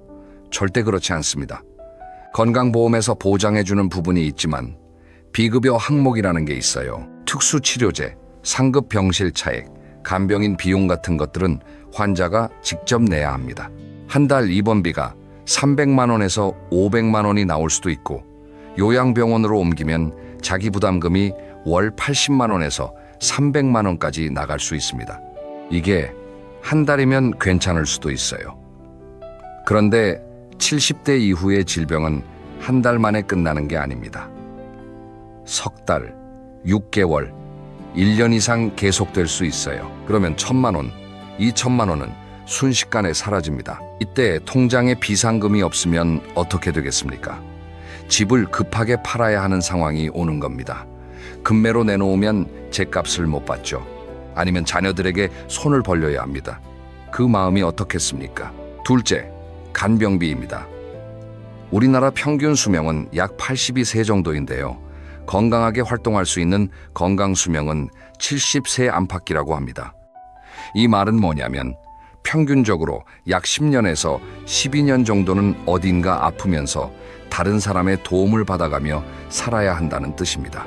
거동이 불편해져서 요양원에 가게 되면 자기 부담금이 월 50만 원에서 80만 원, 요양병원은 월 80만 원에서 300만 원까지 나간다고 합니다. 집에서 간병인을 고용하면 일당이 10만 원에서 15만 원이에요. 한 달이면 300만 원에서 450만 원입니다. 이런 비용이 몇 년씩 계속된다고 생각해 보십시오. 현금 준비가 되어 있지 않으면 정말 막막해지는 겁니다. 셋째, 관혼상제 비용입니다. 70대가 되면 주변에 안 좋은 소식이 많아집니다. 친구분이 돌아가시기도 하고 형제 중에 갑자기 세상을 떠나시는 분도 있어요. 부의금도 내야 하고 혹시 배우자가 먼저 가시게 되면 장례 비용도 본인이 감당해야 합니다. 장례 비용은 평균적으로 1,000만 원에서 2천만 원 정도 든다고 합니다. 그리고 손자, 손녀 돌잔치, 결혼식 같은 경사에도 빈손으로 갈 수는 없잖아요. 이런 경조사비가 70대에는 생각보다 큰 부담이 됩니다. 넷째, 주거 관련 비용입니다. 오래된 집에 살고 계시면 보일러가 고장 나기도 하고 수도관이 터지기도 하고 지붕에서 물이 새기도 합니다. 이런 수리비가 한 번에 500만 원, 1,000만 원씩 나갈 수 있어요. 특히 겨울에 보일러가 고장 나면 당장 그날 밤부터 난방이 안 되니까 급하게 고쳐야 하는데 이때 현금이 없으면 정말 난감해집니다. 다섯째, 금융사기입니다. 이건 좀 다른 차원의 문제인데요. 요즘 70대를 노리는 보이스피싱이나 투자 사기가 정말 많습니다.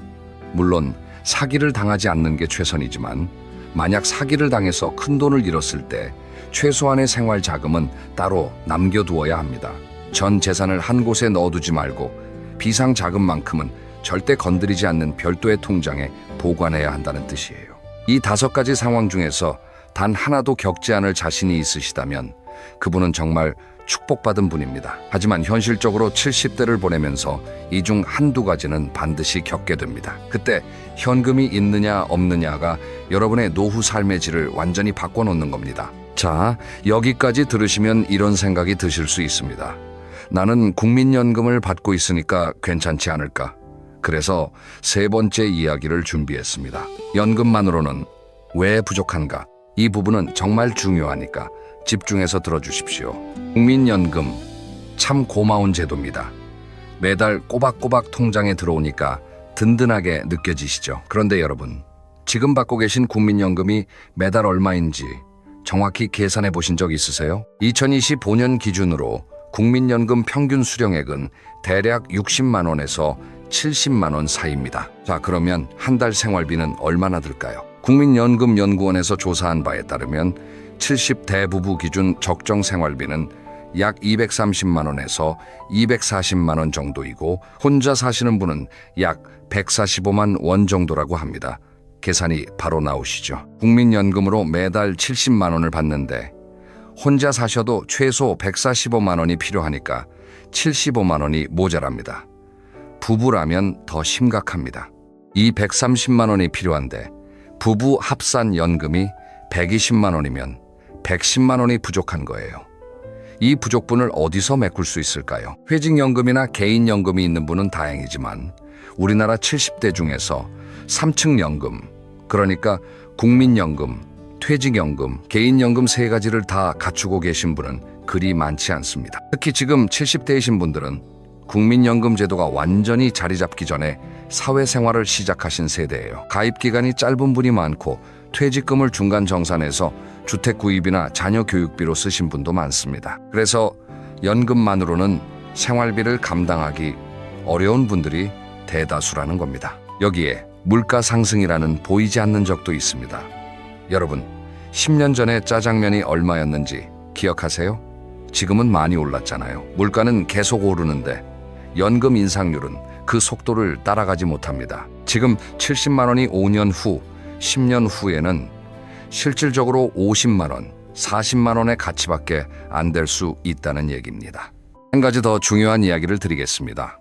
연금의 가장 큰 약점이 뭔지 아십니까? 매달 정해진 금액만 나온다는 겁니다. 매달 꼬박꼬박 들어오는 건 좋은데 갑자기 1,000만 원, 2,000만 원이 필요한 상황에서는 아무 소용이 없어요. 앞에서 말씀드렸던 것처럼 배우자가 갑자기 쓰러져서 수술비로 2,000만 원이 필요하다고 해봅시다. 연금이 매달 100만 원씩 나오더라도 2,000만 원을 모으려면 20개월이 걸립니다. 이래서 연금과 현금은 역할이 다른 겁니다. 연금은 매달 흘러들어오는 냇물이에요. 목마를 때 한 모금씩 마실 수 있는 물이죠.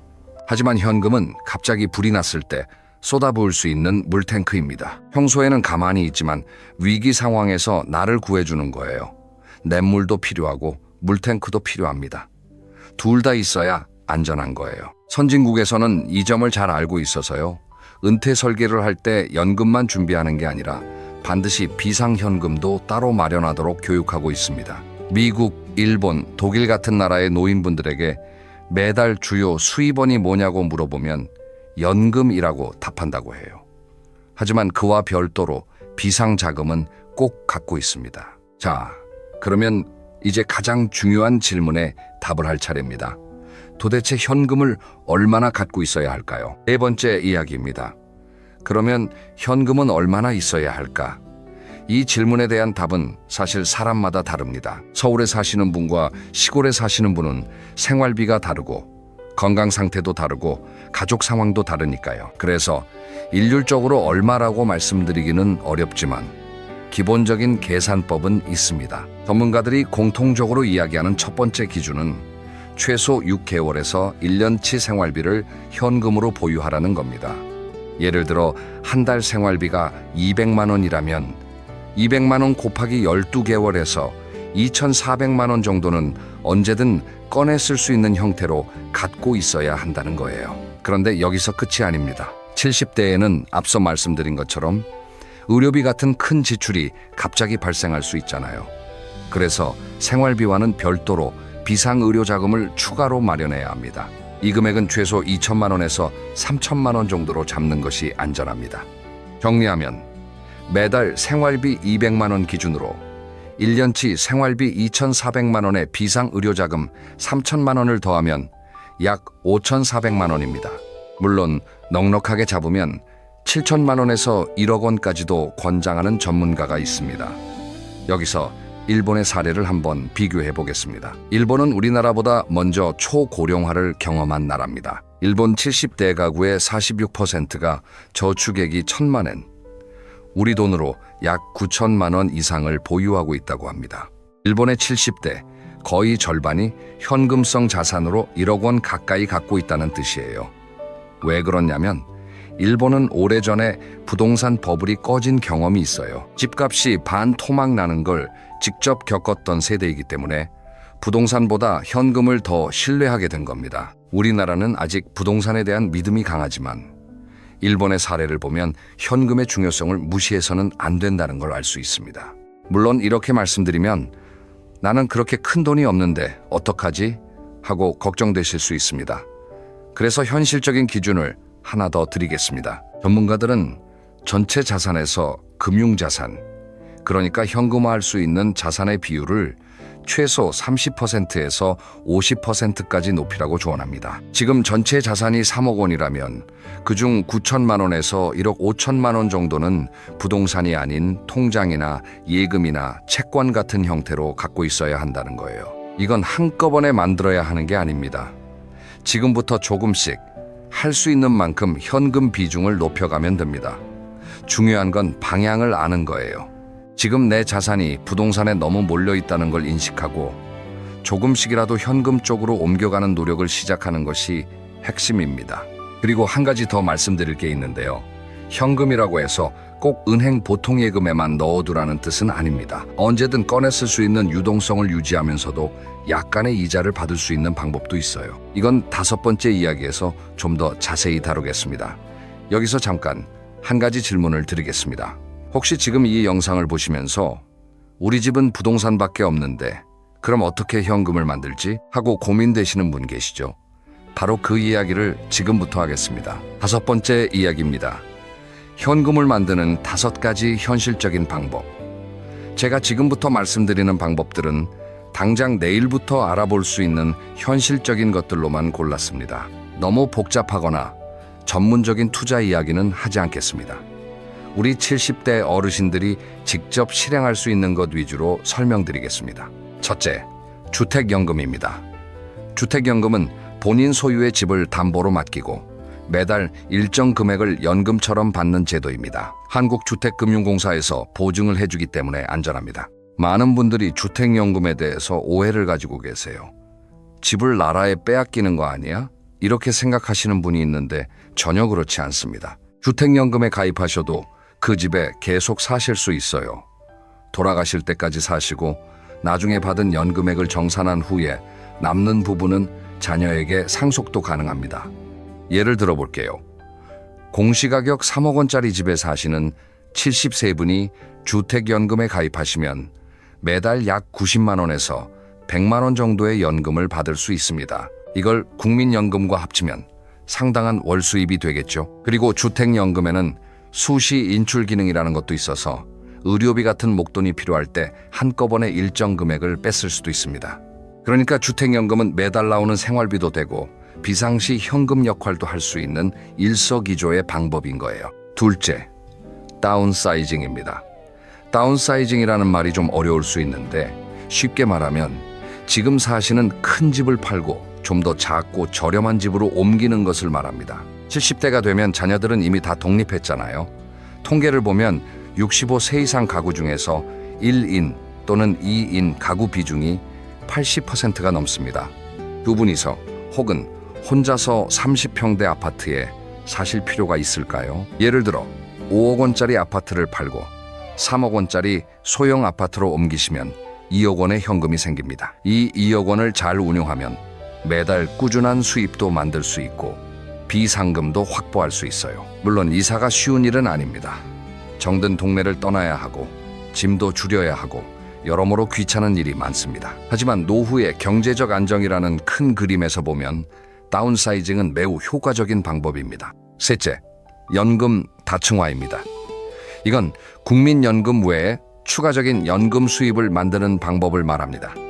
3층 연금이 기본이고 4층, 5층까지 쌓을 수 있습니다.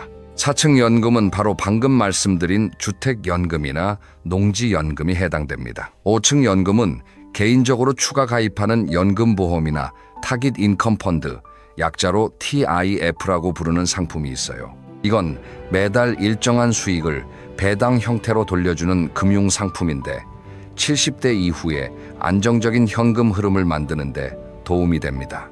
또 하나, 최근에는 종신보험의 사망보험금을 살아있을 때 연금으로 전환할 수 있는 제도도 나왔습니다. 혹시 예전에 가입해놓은 종신보험이 있으시다면 이걸 연금으로 바꿀 수 있는지 보험사에 한번 문의해 보시는 것도 좋겠습니다. 넷째, 금융자산 재배치입니다. 이건 어려운 투자를 하라는 뜻이 아닙니다. 지금 가지고 계신 금융자산의 구조를 좀 정리하자는 거예요. 예를 들어 오래전에 가입해서 이자가 거의 안 붙는 적금이나 수익률이 너무 낮은 보험이 있다면 이걸 정리해서 좀 더 유리한 상품으로 옮기는 겁니다. 70대에 맞는 금융 원칙이 있습니다. 100에서 자기 나이를 빼라는 법칙인데요. 70세이시면 100에서 70을 빼서 30, 즉 전체 금융자산의 30% 정도만 주식이나 펀드 같은 공격적 상품에 나머지 70%는 예금이나 채권 같은 안전한 상품에 넣으라는 뜻입니다. 중요한 건 절대 대박을 노리지 마시라는 것. 70대의 투자 목표는 대박이 아니라 잃지 않는 것입니다. 연 3%에서 4% 정도의 안정적인 수익이면 충분합니다. 다섯째, 근로소득 활용입니다. 70대에 무슨 일을 하느냐고 생각하실 수 있지만 사실 요즘은 70대에도 일하시는 분들이 많습니다. 통계에 따르면 70대 취업률이 30%를 넘었다고 해요. 10명 중 3명은 어떤 형태로든 일을 하고 계시다는 겁니다. 꼭 힘든 육체 노동을 하라는 게 아닙니다. 경비 일을 하시는 분도 있고 아파트 관리를 하시는 분도 있고 본인의 전문 분야에서 상담이나 교육을 하시는 분도 있어요. 정부에서도 노인 일자리 사업을 통해 다양한 일자리를 제공하고 있습니다. 일을 하면 2가지 좋은 점이 있습니다. 첫째는 당연히 추가 수입이 생깁니다. 한 달에 50만 원에서 100만 원이라도 벌면 그만큼 비상금을 모으는 속도가 빨라지고 저축 자산이 줄어드는 속도도 늦출 수 있어요. 둘째는 사회적 활동을 유지할 수 있다는 겁니다. 70대에 아무 역할 없이 집에만 계시면 몸도 마음도 빠르게 쇠약해집니다. 적절한 활동은 건강 유지에도 큰 도움이 됩니다. 이 5가지 방법을 한꺼번에 다 하실 필요는 없습니다. 본인 상황에 맞는 1~2가지부터 시작하시면 됩니다. 주택연금이 맞는 분이 있고 다운사이징이 더 현실적인 분이 있고 근로소득이 가능한 분이 있을 겁니다. 중요한 건 어떤 방법이든 시작하는 거예요. 가만히 있으면 아무것도 달라지지 않습니다. 자, 이제 거의 마지막으로 가고 있습니다. 현금을 만드는 것도 중요하지만 그 현금을 지키는 것도 그만큼 중요합니다. 6번째 이야기입니다. 현금을 지키는 기술. 사기와 낭비로부터 내 돈 보호하기라는 주제로 말씀드리겠습니다. 어렵게 마련한 현금을 한순간에 잃어버리는 경우가 70대에 특히 많습니다. 크게 3가지를 조심하셔야 해요. 첫째, 금융 사기입니다. 요즘 보이스피싱이 정말 교묘해졌습니다. 검찰이나 금융감독권을 사칭하면서 어르신 계좌가 범죄에 이용되고 있습니다. 안전한 계좌로 돈을 옮기세요 라고 하는 전화 혹시 받아보신 적 없으세요? 절대 속으시면 안 됩니다. 어떤 공공기관도 전화로 돈을 옮기라고 하는 일은 없습니다. 그리고 원금 보장의 월 5% 수익, 이런 투자를 권유하는 지인이나 업자가 있다면 100% 사기입니다. 세상에 원금이 보장되면서 월 5% 수익을 주는 투자는 존재하지 않습니다. 특히 오래된 친구가 좋다고 소개해주는 투자가 더 위험합니다.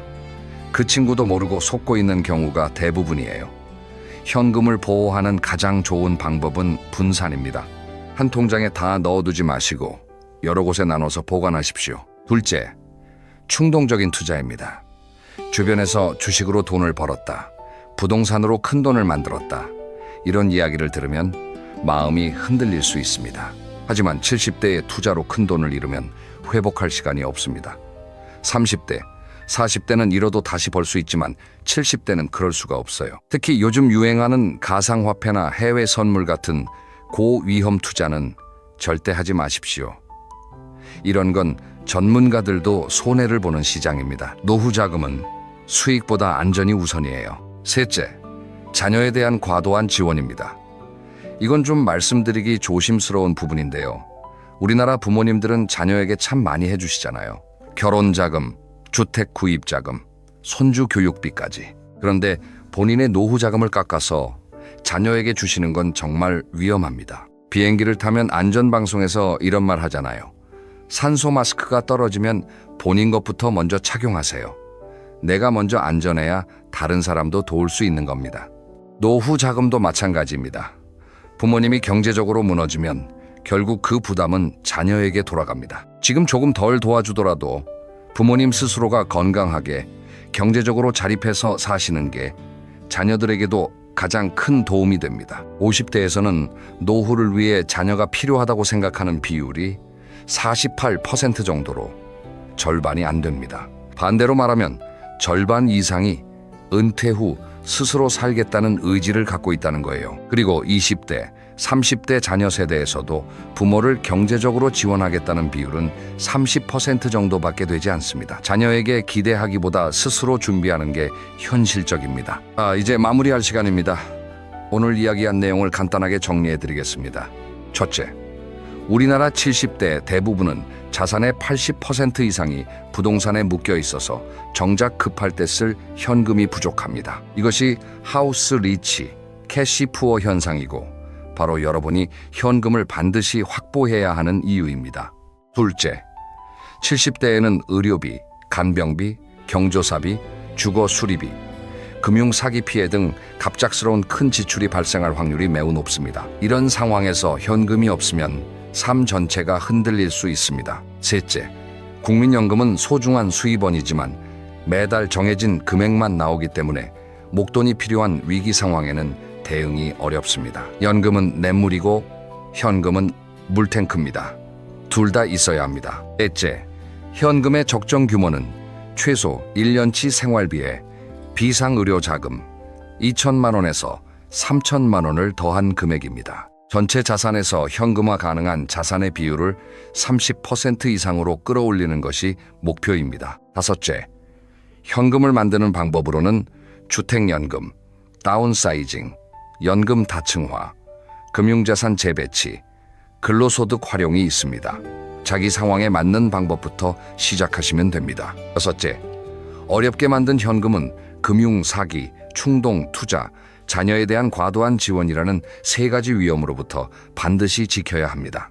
여러분, 70대의 현금은 단순한 돈이 아닙니다. 그것은 존엄입니다.